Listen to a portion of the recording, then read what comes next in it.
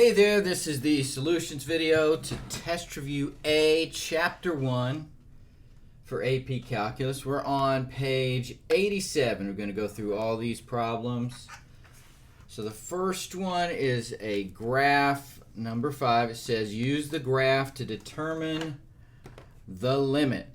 All right, well, we're just going to come from the left and from the right and see. So for part A, it's as x approaches 0. So when x approaches 0, what's the y value? Your hands do come together there, so it is -2. All right, and for part B, as x approaches -1, so we're going to just look and read the graph. When x is -1, y is -3. So the answers for number 5, part A, is -2, and part B is -3. So, not bad at all. Just read the graph.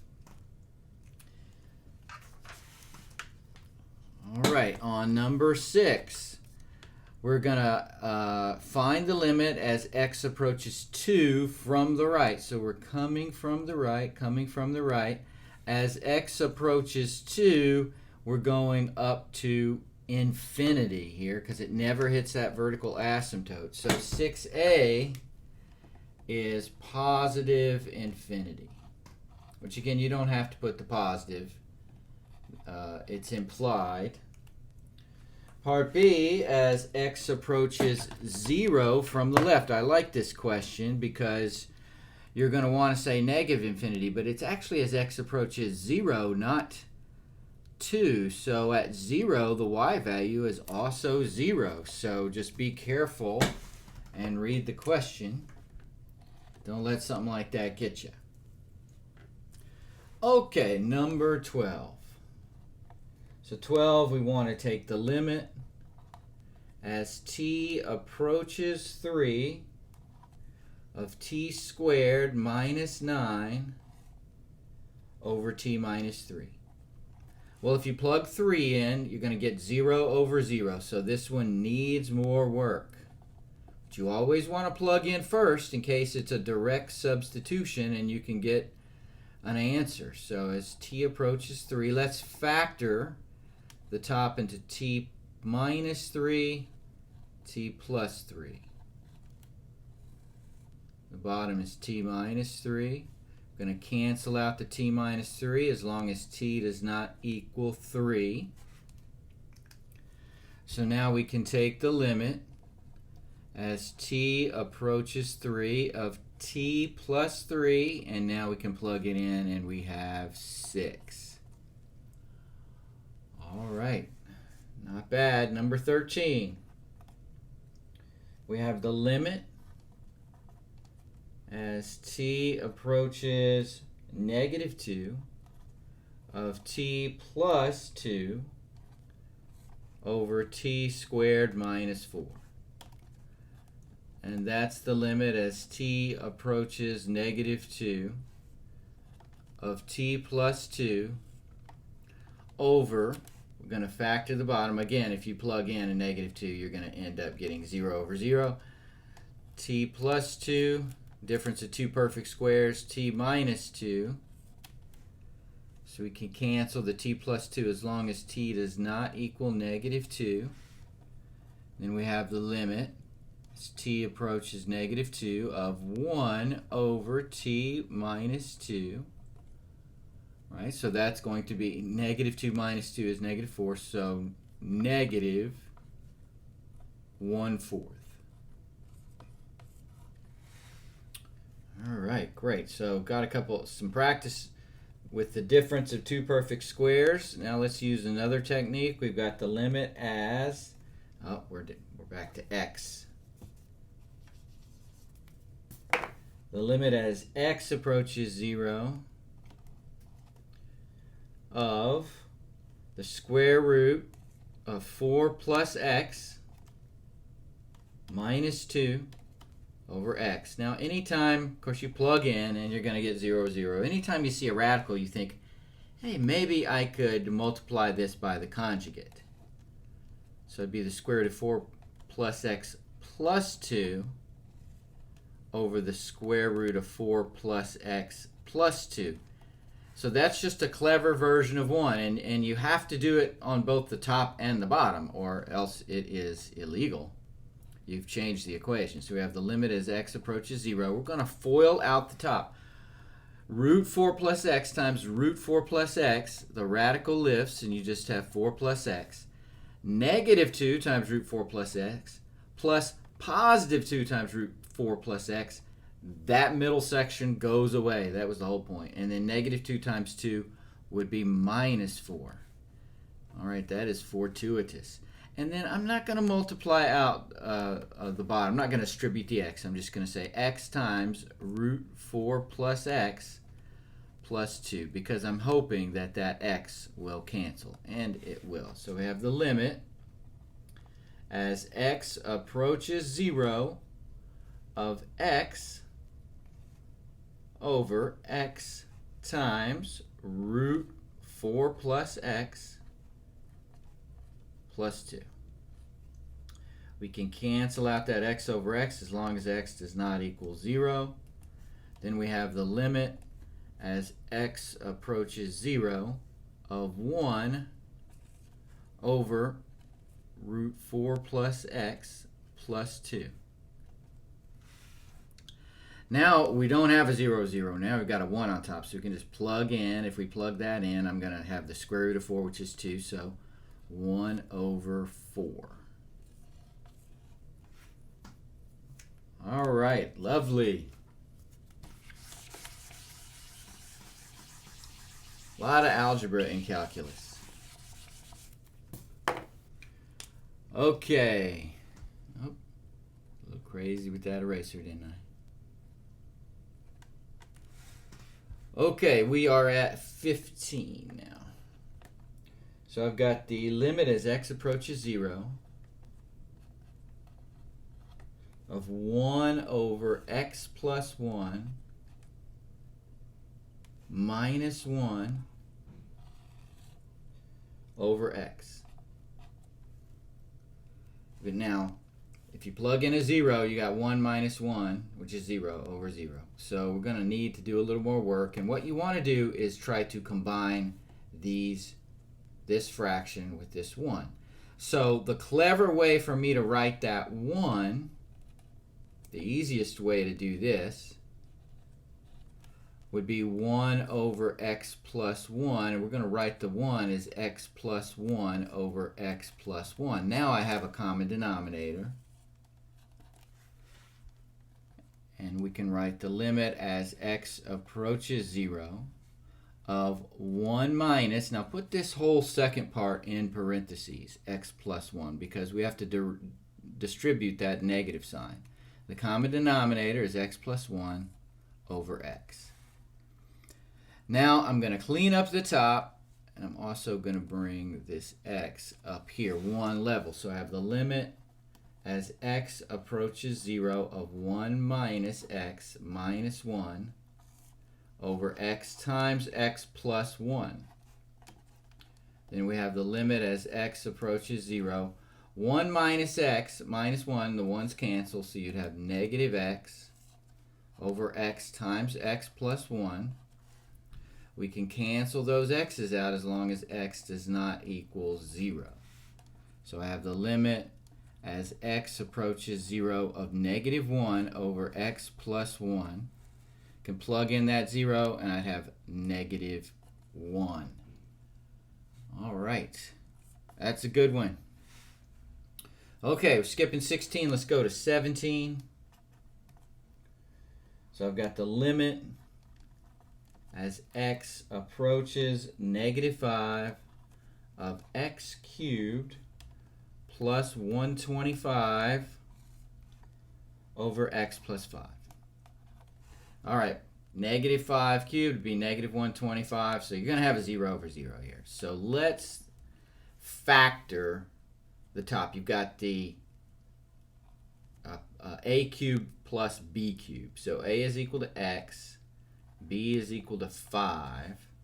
So I'd have the limit as x approaches negative 5 of x plus 5, a plus b, you will have to memorize that formula, times x squared minus 5x plus 25. So a squared minus ab plus b squared all over x plus 5. And now we can cancel the x plus 5 as long as x does not equal negative 5.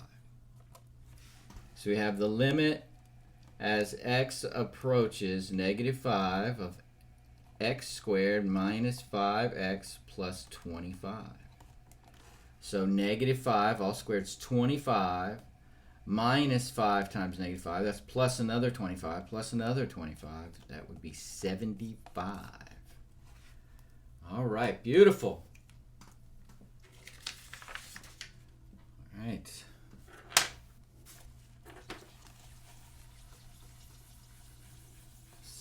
See if we get any more practice doing these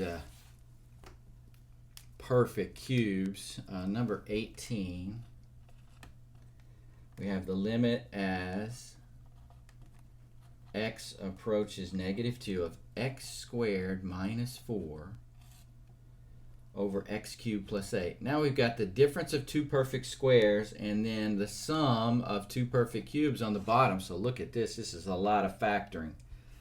All right, on the bottom, of course, a is x, b is 2. So that we can factor the top into x plus 2 times x minus 2. And on the bottom, our first term, it is a plus, so it's going to be x plus 2. So now we see we've got some cancellation there.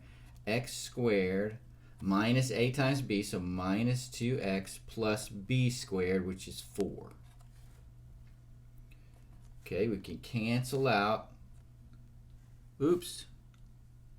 Yeah, that's a plus. Sorry, but those two cancel. And so I would have the limit as x approaches negative 2 of x minus 2. This is a plus right here. Just want to make sure. I didn't want to. There we go. X minus 2 over x squared minus 2x plus 4. So negative 2 minus 2, we can plug in now. Negative 2 minus 2 is negative 4. And then if we plug in, we've got 4 plus 4 plus 4, negative 4 over 12, which would reduce to negative 1/3. All right, that was a nice one. 19. So I've got the limit as x approaches 0 from the right of x minus 1 over x cubed. So here's the thing. What you've got here is a 1 over 0 situation. So that is a does not exist. So this limit doesn't exist, but we might be able to tell if it's approaching infinity or negative infinity here. So you can plug a 0 into the x, and then 0 from the right would be a small positive. So that's going to be 0 minus infinity, and that would be negative infinity. Okay. Let's move on to 23. So 23, we have the limit. Now we're doing the one-sided limit thing here. So sometimes we're going to do it like we've done everything else, and then sometimes, depending on if it's a non-zero over 0 situation, we'll have to see if it's in positive infinity or negative infinity. So x approaches negative 2 from the left of 2x squared plus x plus 1 over x plus 2. Now the key here is we need to see if the top is going to be 0. Is this going to be 0 over 0? If so, we do need to do more work. If it's not, if it's a non-zero over 0, then we can check to see, we can do this kind of procedure here. Well, let's plug in a negative 2 here. So that's going to be 4 plus negative 2, right, plus 1. Okay, so 2 times 4, so 8 plus negative 2, which is 6 plus 1. So that's 7 over 0. So this limit's not going to exist, but since it's coming from the left, I can do a little more work. So this is actually 7 over negative 2 from the left would be like negative 2.01, right? So this would be a small negative. And so 7 over a tiny, tiny negative would go to negative infinity. So again, this limit does not exist, but I can do a little more work knowing that I'm coming from the left. Which way does the function approach? It approaches negative infinity, meaning it's just going to go down forever at that point.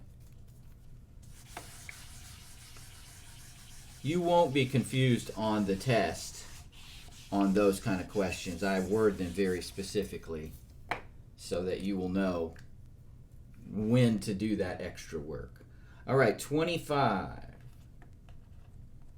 We have the limit as x approaches 1 from the right, and it's negative 1 from the right, sorry about that, of x plus 1 over x cubed plus 1. Now I'm going to plug in a negative 1, and I'm going to get 0 over 0. So this is not going to be a does not exist situation. It's 0 over 0. So we've got to do the extra work.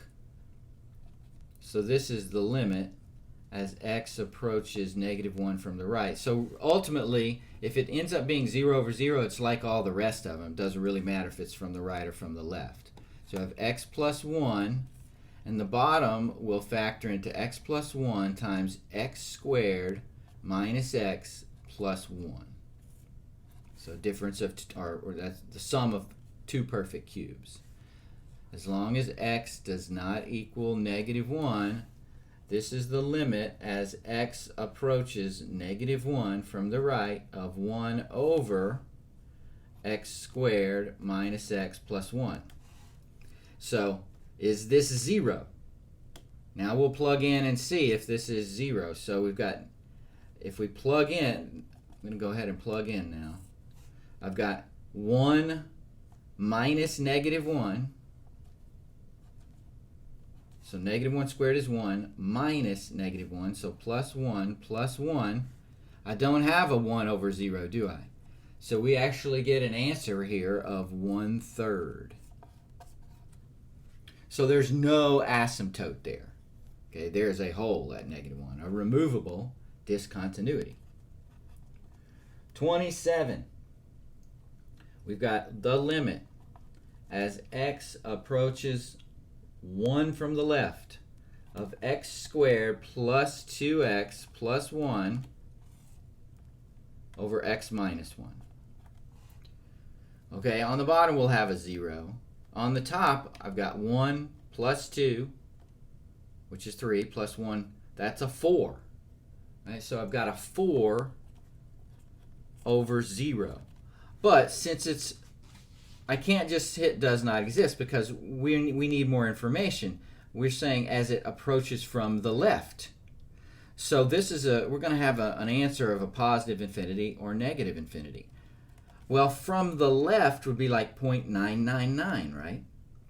A little bit less than 1. So that's going to be 4 over a small positive, which is going to be positive infinity.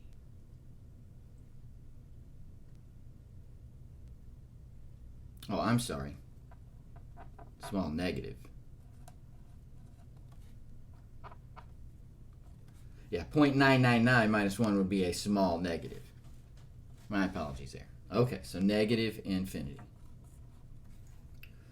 Okay, 29. Moving along in this assignment.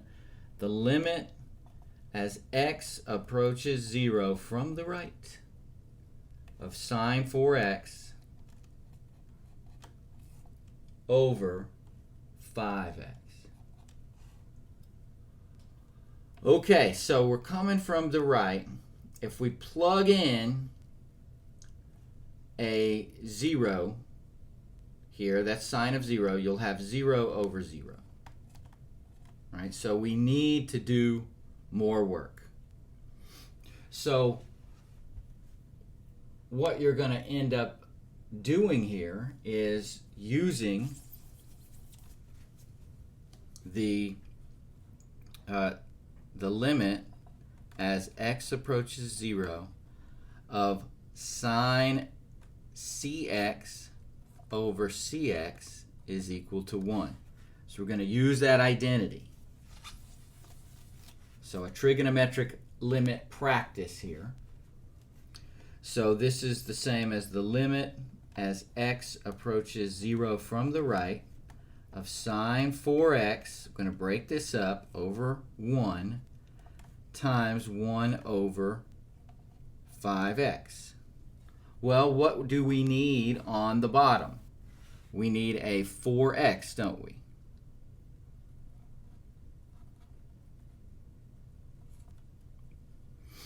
All right, so we can just put that in, and I need to multiply then by 4x over 1, right? So I've got the limit as x approaches 0 from the right. I can put that 4x in right there, and then I had to compensate by multiplying by 4x over 1. So I've got sine 4x over 4x times, and then I have 4x over 5x. So this is 1. This is 4/5, right? So I've got 1 times 4/5, which is 4/5. Okay, so we don't have the whole small negative, small positive thing there because we have we could reduce this down to 4/5. So we don't have an asymptote there. Now we can have a situation like that with a trigonometric equation. And let's see if we get one of those on the next one. So 31, we have the limit as x approaches 0 from the right of cosecant 2x over x. Okay, I like to think in terms of sine and cosine. So that's 1 over sine 2x over x. I can move that x up a level. 1 over x sine 2x. Now, I've got a 0 there for x. Sine of 0 is also 0. Now we're sitting on a 1 over 0 situation, aren't we? So, because it's 0 from the right, I'm going to have to do the analysis. So, from the right is a little bit over 0, and then sine of a little bit over 0. So that's going to be 1 over, if it's a little bit over 0, you're into quadrant 1, right? Over a small positive. So that's going to be positive infinity. So again, when you're doing these one-sided limits, if you end up with a 0 over 0, it's going to be like the limits you've done when it's not one-sided, right, where it's both sides. But if you end up with a non-0 over 0, you need to do the analysis and tell me not just that it does not exist, but also is it approaching infinity or negative infinity. All right, 36. Now 36 says determine the intervals on which the function is continuous. I don't want that. I want the intervals in which the function, not the interval, but where is the function discontinuous? Where is there a discontinuity? That's really what I'm interested in. So that's the way we're going to do 36, 38, and 39. So in 36, we have f of x is equal to 3x squared minus x minus 2 over x minus 1. Now let's see if we can factor the top. If we can, it's only useful if we have an x minus 1 there. So how about, I know this would have to be 3x. How about plus 2? So that's 3x squared plus 2x minus 3x will give you negative x and then minus 2. So that'll work. So this will cancel as long as x does not equal to 1. So we have a discontinuity at x equals 1, but it's a removable discontinuity, just a hole, since it cancels out. So there is a discontinuity there. You have a 0 in the denominator at 1, but it's not an asymptote.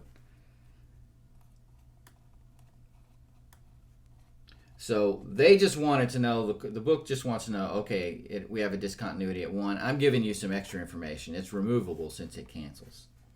All right, let's see if we can squeeze 38 in here.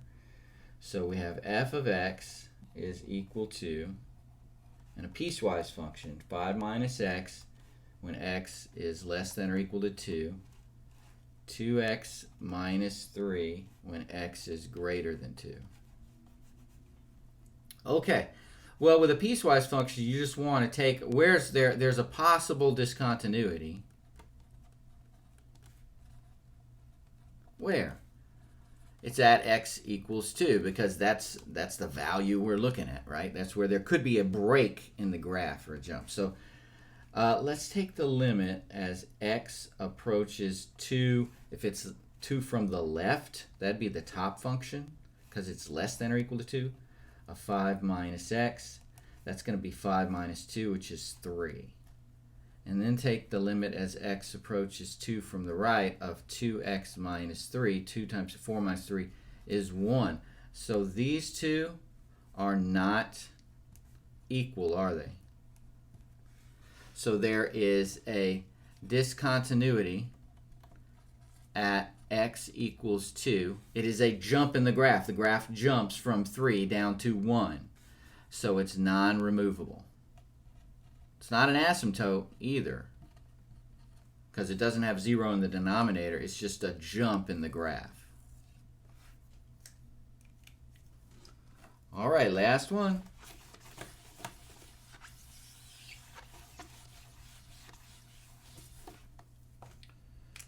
$39. I'm going to have to turn the page here. We have f of x is equal to 1 over x minus 2 all squared. Okay, so we have a discontinuity at x equals 2, right? 1 over, when x is 2, you have a 0. And that is going to be, when you have the form 1 over 0, it's a vertical asymptote at x equals 2. Okay, so no big deal on that one. You can kind of eyeball that one. And of course, that is non-removable. An asymptote is non-removable. Didn't ask you to tell that, but it's good, useful information in case you get a test question that asks about removable and non-removable. All right, next video will be test review B, and I'll talk to you then.